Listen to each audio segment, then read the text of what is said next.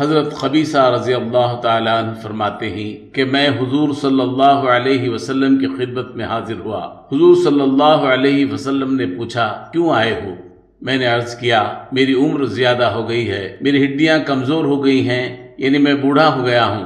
मैं आप सल्लल्लाहु अलैहि वसल्लम की खिदमत में इसलिए हाजिर हुआ हूँ ताकि आप मुझे वो चीज़ें सिखाएं जिससे अल्लाह ताला मुझे नफ़ा बख्शे। हुज़ूर सल्लल्लाहु अलैहि वसल्लम ने फरमाया, तुम जिस पत्थर, दरख्त और ढेले के पास से गुजरे हो उसने तुम्हारे लिए दुआए मग़फ़िरत की है।